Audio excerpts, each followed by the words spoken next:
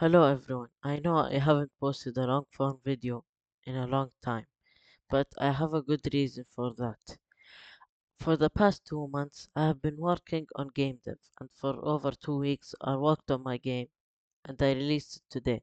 Hey, it's future me. So I actually said today because I started recording the video the same day the game released, but it's actually been a week since it released. So yeah, that's that. It's called Blobby the Blob. It's a short and chill platformer with 12 levels, where you have to reach the flower to reach the next level. It's free on itch.io, by the way, link in the description. When I first started making my game, the scope was much smaller than it actually turned out to be.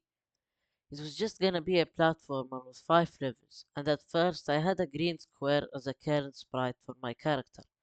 But after a day of working on it, I just named the game Blobby the Blob and left the sprite as it is. The more I worked on the game, the bigger the scope got. I changed Blobby's looks, I added buttons and gates, then I added animations and sound effects, and finally I added the starting screen to get what we have currently. I released a short that the game would come out soon, and that was the plan. 4 days after the short, I was ready to release the game, but I hit a problem. For some reason, those spikes wouldn't work in the exported files of the game, even though they would in Godot. And I spent 3 days trying to find the problem, and it looked like there was no problem. After trying everything, I ended up running the game in a command prompt, and that's when I finally discovered the problem. In this line of code, I put splash with a capital S when I should have put a small s, and when I changed that, the game worked. And honestly, that irritated me so much. To find out a bug that delayed the release of my game for days turned out to just be a single capital letter. Before Blobby the Blob, I tried becoming a game dev multiple times, and I ended up quitting. I thought passion alone was gonna make me become an amazing dev, but every time I would easily get burnt out and not be able to finish a game. I even tried both Unreal Engine and Unity before I started using Godot. And even when did start using Godot, I didn't instantly become good. I started out buying the 1-bit Godot course, which was good, but after finishing a part of it, I decided to start making my first actual game. I ended up leaving after a couple of days. After leaving it for a couple of months, I came back, this time determined to finish it. But what changed this time wasn't that I just had more passion. This time I also had discipline. I would force myself to work on the game every day for at least 10 minutes, even if I didn't want to. And over time I got better and better, and I ended up finishing the game and releasing it. And that was an amazing feeling, to be able to release a game after trying and failing for so long. My favorite moment of making the game wasn't when I was making the art or when I was making the mechanics. It was the moment when it finally started looking like an actual game. Up until then, it just felt like a project I was working on, but after that, it felt like I was actually making something people could play.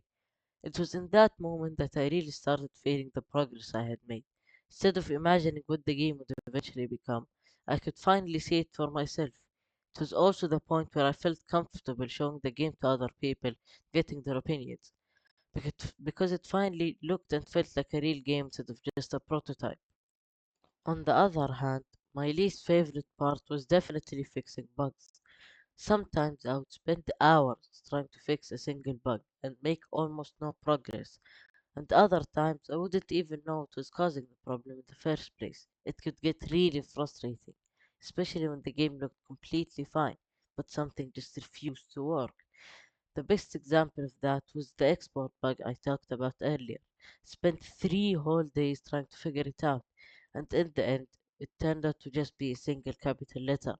That honestly annoyed me so much because I never expected something that small to end up delaying the release of the game by days. It's moments like that that make you question everything you've tried because you start thinking the problem is something really complicated when in reality it ends up being something really simple. Moments like that can make game development really frustrating, but at the same time, finally solving these problems can be one of the most satisfying parts of making a game. After this video, I'll start uploading more game development videos.